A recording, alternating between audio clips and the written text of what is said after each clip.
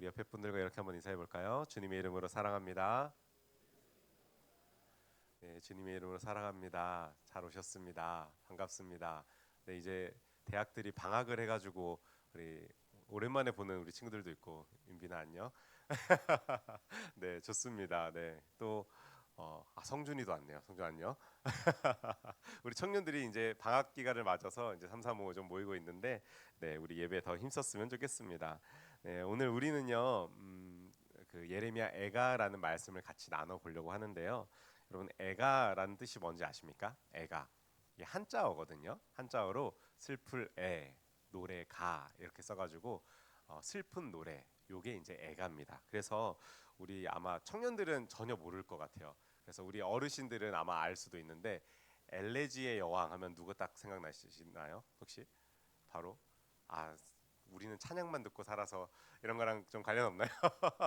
엘레지의 여왕 하면 이미자 뭐 이런 얘기 나오지 않습니까? 올해로 83세가 되셨더라고요, 이분이. 그래서 66년 동안 연예계 활동을 하셨는데, 그러니까 엘레지의 여왕이라고 부르는 이유는 엘레지라는 뜻이 슬픈 노래라는 뜻입니다, 영어로. 그래서 슬픈 노래를 그렇게 잘한다 해서 이 엘레지의 여왕에서 이미자 뭐 이런 표현을 했는데, 요즘에는 이 슬픈 노래가 별로 안 나와서 우리 청년들 잘 모를 거예요. 근데 옛날에는 우리나라의 한을 닮은 그런 노래를 하는 분들이 있었거든요. 그분 중에 한 대표적인 분이 이미자라는 분이었는데, 어쨌든 여러분, 이 예레미야 애가라고 표현하잖아요. 애가. 그러면 무슨 뜻일까요? 예레미야의 슬픈 노래라는 뜻입니다. 그러니까 예레미야의 슬픈 노래를 담긴 책이 바로 이 예레미야 애가라는 책인데요. 그럼 여러분, 우리 한번 질문해 봐야죠. 예레미야는 왜 울고 있었을까요? 뭐가 그렇게 슬펐을까요? 이걸 이해하려면요, 예레미야서를 먼저 다가가야 됩니다. 여러분, 예레미야는요, 이 남유다 시대의 마지막 선지자 중에 한 명이었습니다. 그러니까 나라가 망하기 직전에 하나님의 부름을 받았던 선지자가 바로 이 예레미야라는 선지자죠. 그래서 저희가 이제 몇 주 동안 같이 선지자들을 막 같이 막 살펴봤잖아요. 그 중에 이제 뭐 나훔이라든지 하박국, 스바냐 이런 선지자들이 같이 이 남유다가 멸망하기 직전에 함께 하나님의 메시지를 선포했던 그러한 선지자들입니다. 그런데 재미있는 것은요, 예레미야가 다른 선지자들과 마찬가지로 열심히 외쳤습니다. 여러분, 회개하십시오. 하나님에게 돌아오십시오. 우상을 멀리하십시오. 지금 회개해서 하나님 앞에 엎드러져야 합니다. 라는 외침을 수년 동안 했던 선지자가 이 예레미야라는 선지자입니다. 그런데 이렇게 외쳤지만요, 아무도 그 외침을 듣지 않습니다. 오히려 예레미야를 조롱하고 감옥에 가두고요. 심지어 예레미야가 하나님의 말씀을, 예언을 기록한 책을 찢어버리는 일까지, 그런 짓을 했던 사람들이 이 남유다의 백성들이었습니다. 그러다가 결국에는 그 예레미야가 예언한 대로 예루살렘은 바벨론으로부터 함락되게 되죠. 여러분, 그 상황이 얼마나 처참했는지요. 그들의 신앙의 중심이라고 말하는 성전은 불타버렸습니다. 그리고 백성들은 죽거나 포로로 끌려가고, 그냥 포로로 끌려가는 게 아니라요, 포승줄에 묶여가지고 예루살렘에서부터 바벨론까지 끌려가는 겁니다. 걸어가는 겁니다. 몇 날 며칠을 그렇게 비참하게 끌려가고, 마지막 왕이었던 시드기야는요, 양쪽 두 눈이 뽑힌 채로 그 포승줄에 묶여가지고 말에 매달려서 끌려가게 됩니다. 여러분, 그야말로 도시는 폐허가 되고요, 이러한 상황들이 예루살렘 전역에 퍼져서 눈물조차 흘리지 못하는 그러한 상황이 이 예레미야 눈앞에 펼쳐지게 된 것입니다. 그때 여러분, 예레미야는요, 자기만 망한 게 아니라 이 믿음의 공동체가 무너지는 것을 눈앞에서 바라보며 울면서 쓴 글이 바로 오늘 우리가 함께 묵상할 예레미야 애가라는 성경입니다. 저는 여러분, 오늘 예레미야 애가를 묵상하면서요, 이 무너진 자리에 있는 예레미야의 반응을 함께 살펴보려고 하는데요. 또한 이 반응이 오늘 우리에게도 적용되어야 된다라는 생각이 듭니다. 그래서 딱 한 가지 주제로 말씀을 드릴 건데, 결론부터 말씀드리면은 오늘은 이것을 한번 생각해 보려고 합니다. 같이 한번 읽어볼까요? 시작. 여러분, 예레미야는 신앙이 무너졌을 그때도요, 하나님을 바라봤던 사람입니다. 그럼 우리는 성경에서 만난 사람들이 너무나 다 그렇게 살기 때문에 너무 당연한 것으로 우리는 생각하고 받아들일지 모르겠는데요. 여러분, 예레미야는요, 눈앞에서요, 예루살렘의 멸망을 지켜봤습니다. 내 이웃이 끌려가는 걸 보고, 내 이웃이 죽어가는 걸 보고요, 정말 내가 성전이 아니, 하나님을 예배했던 그 성전이 불타서 없어지는 것을 눈앞에 목도했던 사람입니다. 그러면서 예레미야가 혹시 이런 마음을 품진 않았을까요?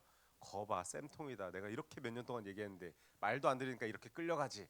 이렇게 생각했던 사람일까요?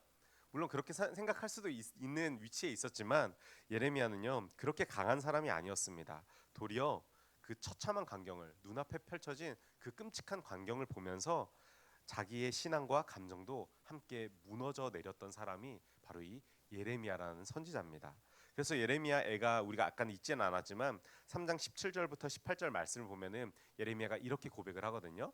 주께서 내 심령이 평강에서 멀리 떠나게 하시니 내가 복을 내어 버렸습니다. 스스로 이르기를 나의 힘과 여호와께 대한 내 소망이 끊어졌다 하였도다라고 이야기를 합니다. 그럼 무슨 말입니까? 하나님 저는 이제 아무 기대도 없습니다. 하나님에 대한 신뢰도 저는 완전히 끊어져 버렸습니다. 라고 고백하는 사람이 이 예레미야라는 선지자입니다. 근데 우리는 17절, 18절만 봤으니까 그냥 이렇게 간단하게 말하지 않았을까라고 생각할 수도 있는데요. 사실 3장 1절부터 이 18절까지 쭉 이어지는 말씀이요. 예레미야가 자신의 고통을 하나님께 호소하는 장면입니다. 그러면서 예레미야가 하나님, 내가 하나님을 그렇게 열심히 찾는데도요. 하나님이 응답이 없으시네요. 하나님 오히려 내가 하나님 앞에 이렇게 나와서 기도를 하는데도 돌로 나 매끈한 돌을 만드셔서 나의 길을 막으시고 계시고 활로 내 옆구리를 찌르고 계십니다. 하나님 도대체 어디 계십니까? 하고 부르짖었던 선지자가 예레미야라는 선지자라는 것입니다. 여러분 예레미야는요 남유다에 닥칠 이러한 상황들을요 미리 예언했던 사람입니다. 그런데 그 예언했음에도 불구하고요 진짜 눈앞에서 자기가 예언했던 일들이 펼쳐지자마자 이 처참한 상황 앞에서 자신이 하나님을 향한 그 신앙도 같이 무너져 내려가고 있었던 사람이 바로 예레미야라는 사람이었습니다. 너무나 큰 고통 앞에 하나님을 외면하고 싶은 그 상황에 직면하고 있었던 것입니다. 그럼 어쩌면 우리들도 또 우리 청년들 아직 어리기 때문에 이런 경험을 할 수 없을지도 모르겠지만 이런 순간이요 여러분 인생에 한 번 정도는 찾아올 수 있습니다.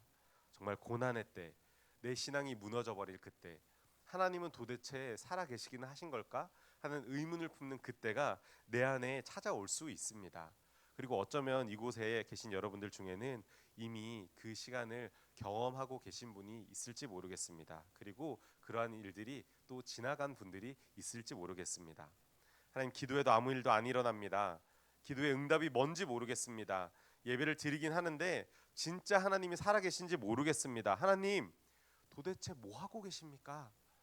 라고 하는 질문이 내 마음속에 품고 계신 분이 있을지 모르겠습니다. 여러분 오늘 오신 여러분 우리의 믿음이요 이렇게 조금씩 조금씩 무너져 갈 때 진짜 가장 위험한 거에 무엇인지 아십니까?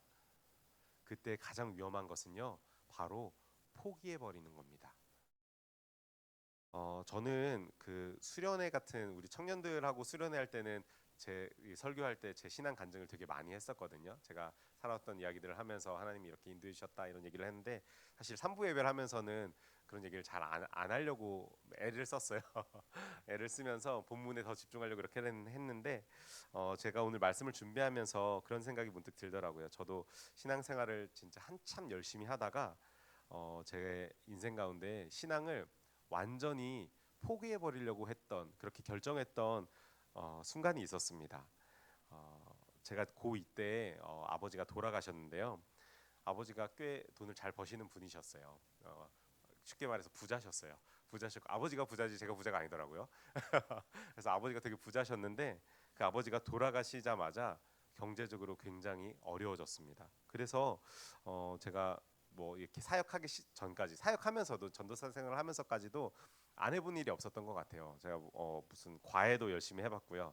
공사장 같은 데도 가서 막 아파트 공사장 지금 잠실에 있는 트리지움이라는 아파트 있거든요. 제가 뻥을 조금 보태서 제가 지었습니다. 제가 열심히 거기서 일하면서 막 이제 돈을 많이 받으면서 일도 하고 또 뭐 편의점이나 PC방 또 뭐 음식점에서 뭐 불판 닦는 일도 막 열심히 해본 적도 있고요. 그리고 인형 탈 알바도 해봤어요. 놀이공원 같은 데 가면은 인형 탈 쓰고 막 애들한테 뭐 나눠주는 막 솜사탕 나눠주고 그런 거 있잖아요. 하는데 여러분 인형 탈 알바는 절대 하지 마세요. 우리 청년들 방학 때라도 제가 했던 최악의 알바였습니다. 그리고 혹시나 인형 탈 알바를 하더라도 꼬리가 있는 인형은 절대 고르지 마십시오. 애들이 와서 꼬리 잡고 막 흔들거든요.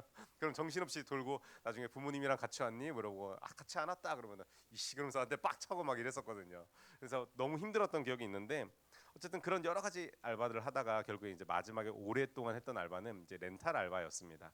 렌탈 물건을 이렇게 빌려주는 그래서 큰 콘서트장이나 이제 박람회 같은 데에서 이제 행사를 하면은 뭐 대표적인 거는 제가 했던 것 중에 열린음악회라는 게 있었거든요. KBS에서도 지금도 하는지 모르겠는데 열린음악회 하면은 의자 막 10,000개, 막 20,000개 이렇게 깔아요. 축구장 거의 꽉 채울 정도로 하면 그 20,000개를 이제 제가 까는 거죠. 한 10명이서 그 20,000개 다 깝니다.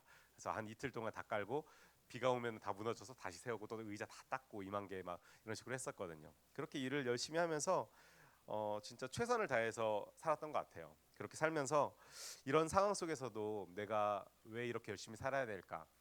이런 생각을 하면서 버틸 수 있었던 거는요. 이유는 딱 하나였어요. 하나님이 나를 향한 계획이 있을 거라는 믿음이 제 안에 있었습니다. 그러니까 근데 이 믿음이 어떤 믿음이냐면요. 청사진이었어요. 그러니까 하나님이 내가 이렇게 열심히 하나님 말씀대로 살려고 노력하는데 나중에 잘 먹고 잘 살게 해주시겠지. 좋은 직장을 구하게 해주시겠지. 나중에는 멋진 차 그때 제일 좋은 차 그랜저 뭐 이런 거였거든요. 그랜저 타고 다니게 해주시겠지. 막 이런 생각이 제 안에 있었던 거죠. 하나님의 계획과는 관계 없었습니다. 그래서 알바도 열심히 하고 그 와중에 여러분 첫사랑도 만나서 막 연애도 하고 지금 제 아내가 없어서 이렇게 얘기하거든요. 네, 연애도 하고 여러분 우리 청년들 힘들어서 연애 못한다 그거 다 거짓말이에요. 힘들어도 연애할 수 있어요. 네, 연애도 하고 그리고 무엇보다 제가 교회를 진짜 열심히 나갔습니다. 교회를 하루도 빼먹지 않고 기도하러 나가고 진짜 열심히 나갔는데요. 왜 그렇게 열심히 나갔냐면요. 하나님이 절대 내 인생을 그냥 내버려 두지 않으실 거라는 확신이 저한테 있었어요. 물론 잘못된 확신이긴 했지만 저만의 확신이긴 했지만 그런 확신이 저한테 있었습니다. 그런데 여러분 정말 어려운 일은요. 겹쳐서 오시는 거 아십니까? 네, 한 번에 옵니다. 제가 군대에서 열심히 원래 사령관 밑에서 일을 했던 사람이었거든요. 그러니까 비서실에 있었어요. 그러니까 제가 잘나서가 아니라 배치가 거기에 한 명이 부족하다 그래서 들어가서 있었던 데가 이제 3스타 밑에 비서실에 있었습니다. 그래서 1년 동안 열심히 커피만 탔거든요. 지금도 믹스 커피 되게 잘 타요. 여름에 차가운 얼음 넣어가지고 이렇게 맛있게 이렇게 타게 되는데, 근데 1년 동안 그 일을 하다가 갑자기 보직이 바뀌었습니다. 그래서 취사병을 하라는 거예요 저한테. 그래서 취사장에 갔는데 취사장에서 제가 뭐 칼질을 할 줄 아나요, 뭐 요리를 할 줄 아나요. 그런데 욕 먹으면 다 하게 되더라고요. 네, 칼질을 지금 프로처럼 막 이렇게 하고 지금 제 선임이 롯데호텔 주방장 이렇게 하는 사람이었거든요. 그래가지고 그 친구한테 배우다 보니까 정말 말도 안 되는 요리 기술을 지금도 잘 합니다. 그래서 집안일을 지금 열심히 하고 있는데 에, 어쨌든 그렇게 보직이 변경되는데 문제는 뭐냐면요. 주일날도 취사장은 일을 합니다. 그 말은 뭐죠? 교회를 갈 수가 없었어요. 교회를 나가지 못하게 되는 겁니다. 그러다가 또 엎친 데 덮친 격으로 그렇게 교회에서 여자친구를 사귀었었거든요. 사귀었었는데 교회를 못 가니까 아웃 오브 사이트, 아웃 오브 마인드가 되면서 그 여자친구랑 또 헤어지게 되는 거죠. 물론 뭐 이유는 상세하게 설명드리진 않겠습니다. 그러고 나서 이제 제대한 다음에 이제 복학을 하려고 그랬어요. 제가 원래 신학을 안 했었습니다. 저 신학을 26에 시작했거든요. 저는 원래 무슨 전공이었을 것 같아요? 겉으로 보면 막 경영 이런 거 할 것 같이 생겼나요? 저그 레저 관광과였습니다. 레저 관광. 그래서 졸업을 하면은 이제 여행사나 항공사 아니면 호텔 이런 데 취업을 해가지고 빨리 돈을 벌 생각에 그런 쪽으로 이게 과를 다녔었거든요. 그런데 제대한 다음에 복학을 하려고 이제 준비를 하고 있었는데 그때 이제 어머니께서 등록금을 대주시지 않으면 저는 학교를 갈 수 없는 상황이었거든요. 그런데 저희 어머니가 갑자기 어느 날 그 아세아 신합 대학교 그 신학대학교 원서를 저한테 딱 가지고 오시더니 야 정근아 아무리 생각해도 나는 네가 신학을 해야 될 것 같아 이렇게 말씀을 하시더라고요. 그래서 제가 어머니한테 콧방귀 뀌면서 이렇게 말했어요. 엄마 하나님의 음성이 내 귀에 들리지 않는 이상 나는 신학이란 걸 하지 않을 거야. 아무나 해서는 안 된다고 생각해. 진짜 하나님이 야 정근아 너 신학해야 돼 이렇게 말하지 않는 이상 난 그 길을 걷지 않을 거야. 이렇게 어머니께 말씀드렸거든요. 그랬더니 어머니가 제 학교 등록금을 안 대주시더라고요. 그래서 학교에 등록을 못했습니다. 등록을 못하고 저도 제가 되게 강한 사람이었거든요. 지금 강한 사람처럼 보이나요? 제가 되게 강한 사람이었는데 그래서 아 그래 이렇게 하시겠다 그러면서 자퇴를 했습니다. 제가 자퇴서를 직접 들고 가서 학교에서 저 자퇴하겠습니다. 학교 안 다니겠습니다 하고 그 자퇴를 하고 나서 그때부터 한 제가 지금 이렇게 생각해 보니까 한 6개월 정도를 어머니랑 같은 집에 살면서 한 마디도 섞지 않았던 것 같아요. 어머니랑 한 마디도 안 하면서 어머니 들어오면 그냥 제가 나가고 그냥 그런 식으로 제가 살았습니다. 그렇게 사는 도중에 물론 다시 이제 공부도 하게 되고 하면서 어머니랑 조금 이제 너 요즘 뭐 하고 사냐 6개월 정도 지난 다음에 저희 어머니도 독한 분이셨죠. 어떻게 아들한테 6개월 동안 말을 한 마디도 안 거셨어요. 근데 6개월 뒤에 저한테 야 정말 너 요즘 뭐 하고 사냐 물어보시면서 제가 엄마 나 요즘에 수능 공부해 그러면서 뭐 이런 얘기를 하면서 시작이 됐었습니다. 그런데 제가 수능 공부를 하는 늦은 나이에 수능 공부를 하면서도 교회를 정말 열심히 다녔거든요. 근데 그때 저한테 정말 크리티컬했던 게 저희 어머니가 지금은 목사님이시거든요. 지금은 목사님이신데 그 당시에도 정말 신앙이 좋은 분이었습니다. 그런데 그 신앙 좋으셨던 저희 어머니가 저한테 그런 얘기를 하시더라고요. 야, 교회 가면 돈이 나오냐? 너 왜 이렇게 교회를 열심히 다녀? 라고 말씀을 하시는 거예요. 물론 어머니도 정말 어려우셨기 때문에 저에게 그런 말씀을 하셨을 거라는 생각이 듭니다. 그런데 저한테는 그 열심히 신앙생활을 하시던 어머니의 말씀이 너무나 크리티컬했어요. 너무나 마음이 팍 무너져 내리면서 인생 처음으로 진짜 고민이 되더라고요. 하나님이 진짜 계신긴 한 걸까? 하나님 정말 살아 계신 분인가? 그런 의문이 제 안에 들기 시작했습니다. 그냥 하나님의 존재 자체에 대한 의문이 제 안에 들기 시작하면서 이어진 생각이 어떤 생각이냐면요. 만약에 하나님이 없다면 내가 이렇게 열심히 살 이유가 있을까? 내가 이렇게 치열하게 살 이유가 있을까? 하는 생각이 들었습니다. 저는 당시에 현실적으로요. 밝은 미래를 꿈꾸기도 힘든 상황이었거든요. 여러분 대학 중퇴는 우리나라 경력이 없는 거 아시죠? 네, 없습니다. 그냥 고졸, 중졸, 초졸, 대졸, 뭐 대학원졸 이렇게 졸업만 있을 뿐입니다. 그러니까 저는 그 당시에 제 그 이력서에 뭐라고 써야 되냐면은 고졸이라고 써야 되는 겁니다. 여러분 요즘에는 잘 모르겠어요. 요즘에는 이제 많이들 우대하는 시대긴 하니까. 근데 제가 그 어렸을 그 당시만 해도요. 고졸로서 좋은 직장을 취직하기라는 쉽지 않은 일이었습니다. 아무리 제가 생각을 해봐도 계산이 안 나오는 겁니다. 앞으로 내 인생이 밝아질까? 아니, 밝아지지 않을 것 같아. 그럼 잘 살 수 있는 기회가 있을까? 아니, 복권이 당첨되지 않는 이상 뭔가 인생 역전의 일은 없을 것 같다. 이런 생각이 제 안에 들더라고요. 그러면서 이어진 생각이 하나님도 없는데 굳이 내가 이렇게 열심히 살 필요가 있나? 내가 이렇게 치열하게 살 필요가 있을까? 알바를 막 하루에 3개, 4개씩 하면서 내가 그 푼돈 되는 돈을 가지고 살아갈 이유가 있을까? 하는 생각이 들었습니다. 앞으로의 희망을 발견하지 못하는 거예요. 그래서 결국에 제 마음속에 들었던 생각이 그냥 죽어야겠다라는 생각이 들었습니다. 그래서 여러분 저희 집이 송파구인데요. 잠실역까지 별로 멀지 않거든요. 한 10분 걸어가면 잠실역이에요. 그래서 그 잠실 한강다리를 얼마나 많이 올라가 본지 모릅니다. 근데 무서워서 못 떨어졌어요. 너무 높아가지고 무서워서 못 떨어졌는데 그런 죽을 마음을 가지고 진짜 죽는 방법도 정말 많이 찾아봤던 것 같아요. 마음에 희망이 없으니까 그런 일들을 하고 있더라고요. 그런데 제가 그렇게 죽을 결심을 하고 나니까 조금 마음속에 억울한 마음이 좀 들기 시작하는 겁니다. 아니 내가 이렇게 진짜 열심히 살았는데 하나님이 없다고? 내가 교회에 그렇게 열심히 다니면서 목사님들 말하고 막 그렇게 형 누나들하고 말씀 나누고 하면서도 그렇게 신앙생활 열심히 했는데 하나님 없다고? 라는 생각이 들면서 하나님 진짜 살아계신 분이라면요 제발 저한테 한마디만 해주세요. 어려운 거 아니잖아요. 하나님 세상을 지으셨다면서요.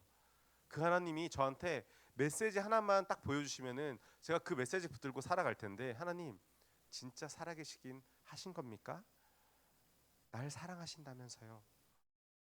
다 개뻥 아니야? 라는 생각이 제 안에 들었었습니다.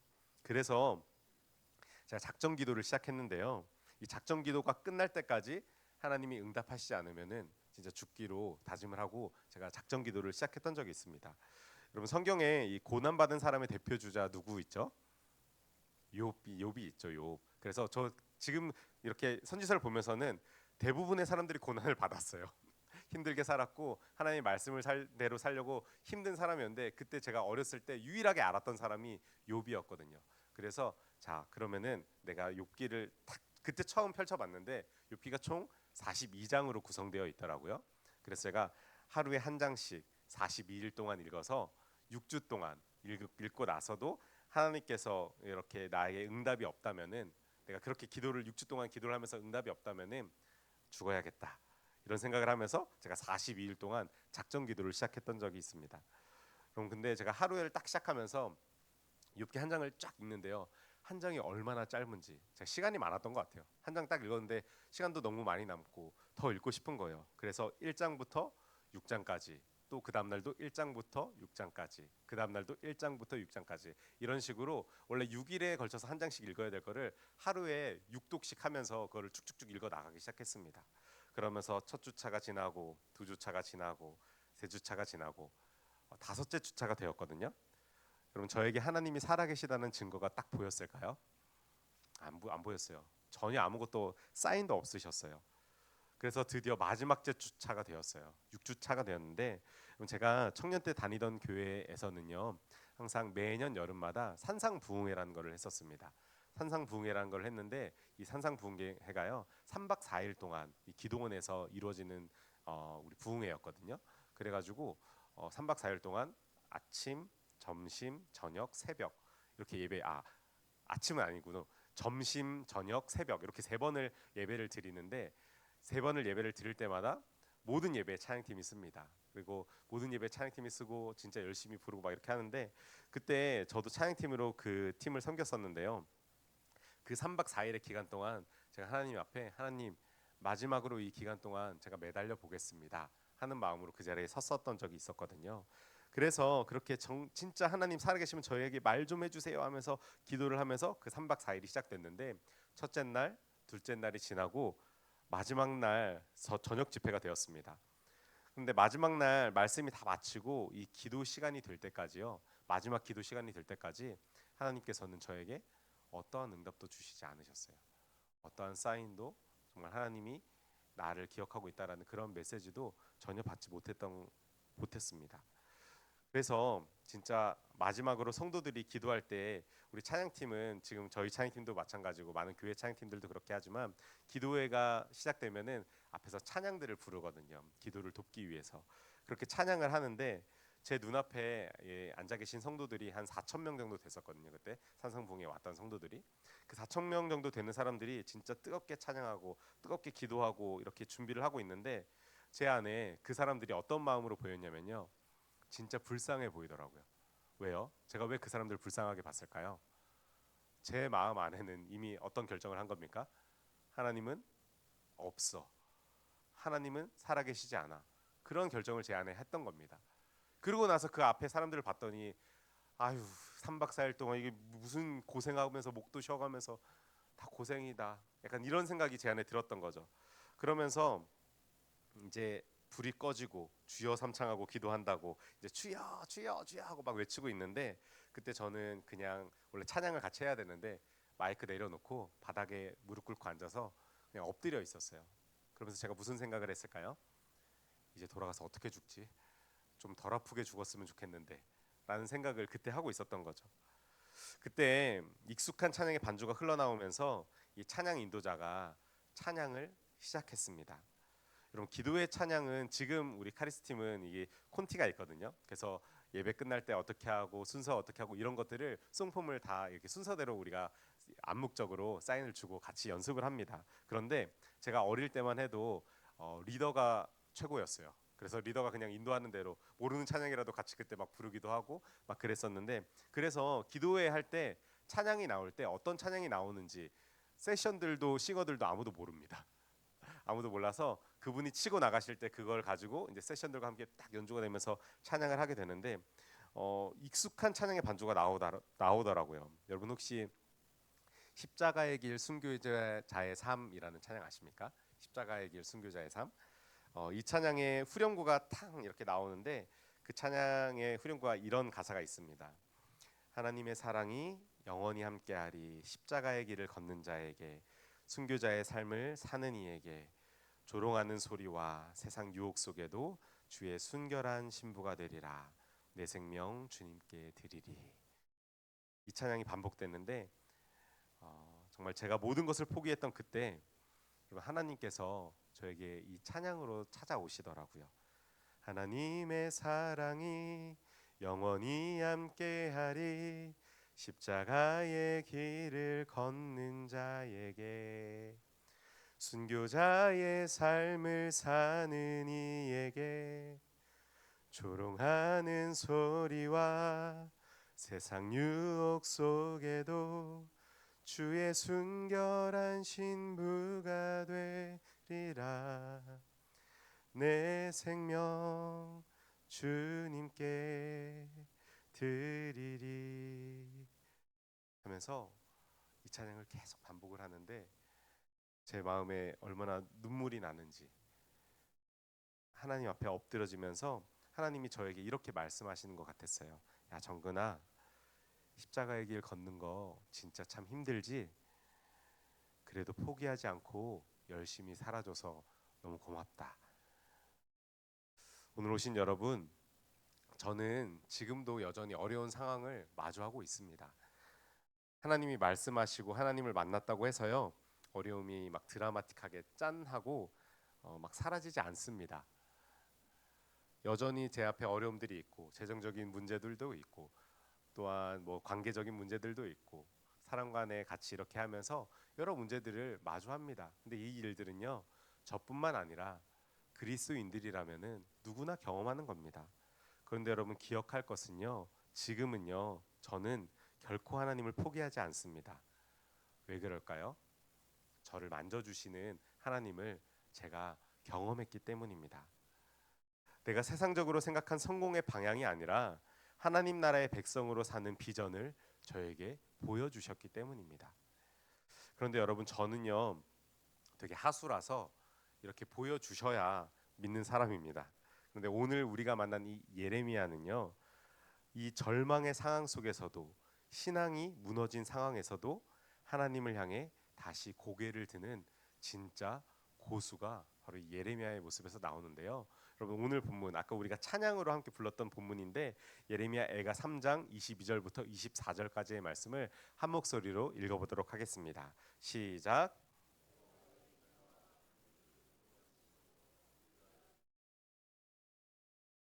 이것들이 아침마다 새로우니 주의 성실하심이 크시도소이다. 내 심령에 이르기를 여호와는 나의 기업이시니 그러므로 내가 그를 바라리라 하도다. 아멘. 여러분 예레미야가 이렇게 고백을 하는 겁니다. 여호와여, 주의 인자와 긍휼이 무궁하십니다. 그 일들이 무궁하신 하나님의 은혜가 날마다 나에게 새롭습니다. 그러니 내가 주님을 바라면서 살겠습니다. 하는 고백을 예레미야가 하고 있는데요.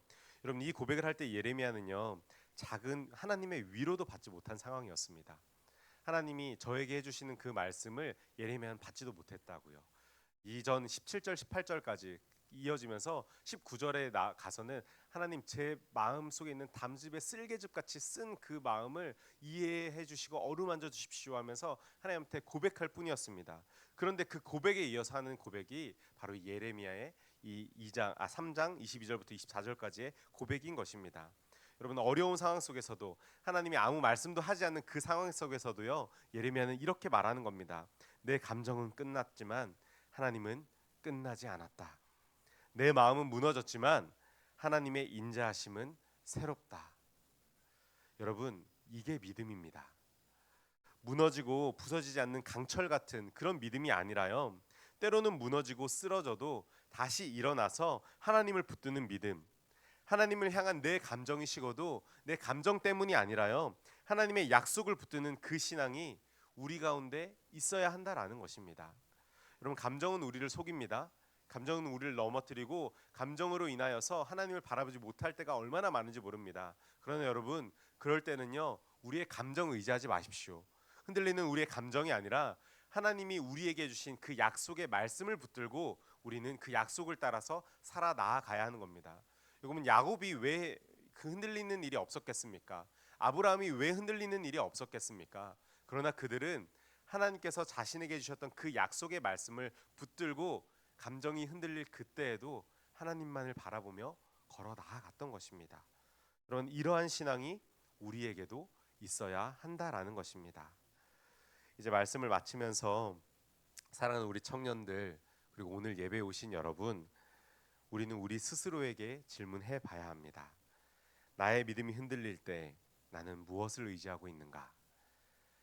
나의 믿음을 뒤흔드는 그 상황 속에서 내가 정말로 믿고 있는 것은 무엇인가? 말씀을 마치면서 정말 바라고 원하기는요, 이 예레미야와 같이 하나님의 인자하심을 바라보고 하나님의 약속의 말씀을 붙들고 정말 날마다 하나님 품에서 살아갈 수 있는 신앙이 나타나기를 주님의 이름으로 축원합니다. 기도하겠습니다. 아버지 하나님,